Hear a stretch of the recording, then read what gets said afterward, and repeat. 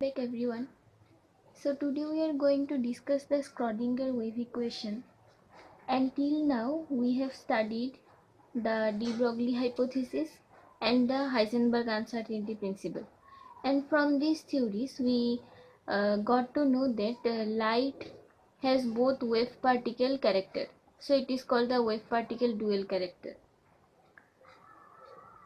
So there are two nature mainly, that these are wave nature and particle nature.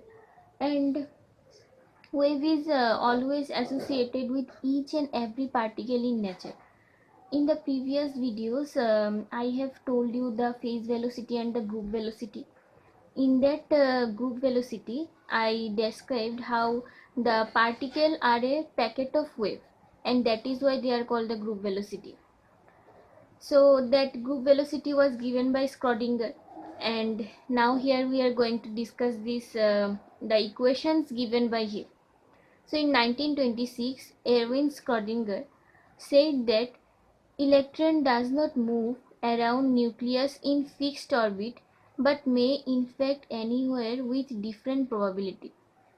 So what he actually tried to say here is that electrons are not fixed in a fixed orbit. They keep moving in different orbits with different probability.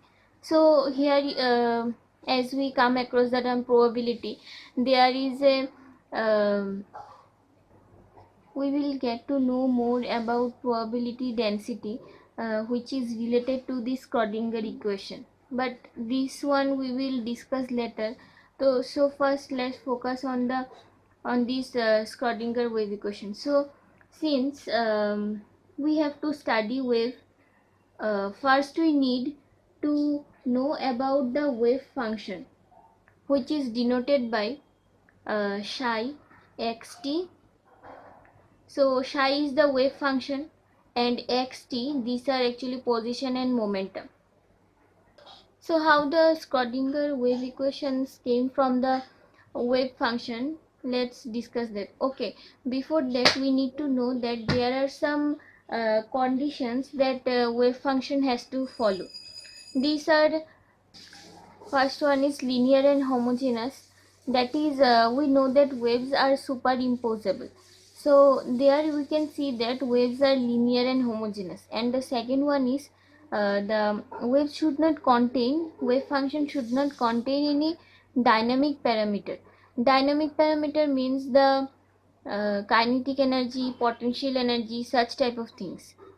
So now the Schrödinger equation have two facts, and these are, the first one is the Schrödinger equation must contain a term of psi which is second order derivative, that is wave function with respect to x, that is x is the position, so we can write it as d square psi by dx square. And the second one is Schrödinger equation must contain a term which is first order derivative, that is with respect to time. So d psi by dt, since it is first order derivative and it is with respect to time. We know that total energy is equals to kinetic energy plus potential energy. So Schrödinger equation may be time dependent or may be time independent. So the Schrödinger equation may be time dependent or time independent. Since here in the second point we have seen that Schrödinger equation must contain a term which is first order derivative with respect to time. So here there lies a assumption that it can be with respect to time or may not be. So there is some derivations for the time dependent equation and the time independent equations, and so we will discuss this time dependent and time independent in separate video, but here let's see the equations given by Schrödinger using the wave function. So we know that we know the wave equation, which is y is equals to a sine omega t minus kx. We know this is the wave equation. So from the Schrodinger, this when placed with psi, that is wave function, it becomes the Schrodinger equation. So we can write psi xt becomes a cos omega t minus kx, where a is the amplitude and omega t minus kx is the phase.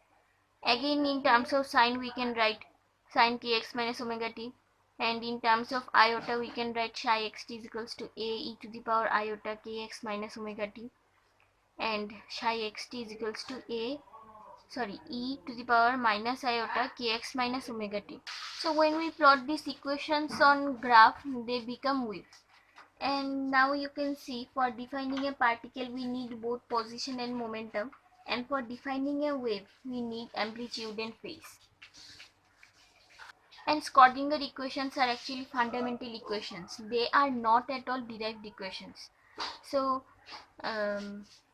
for the time dependent equation and the time independent equations, we will discuss their formulas in the next video, and some related topics like the probability density, orthogonal wave function, these related terms of Schrodinger wave equation, uh, how they play the role for one-dimensional and three-dimensional Schrodinger equation, we will see on another video. So today is up to this.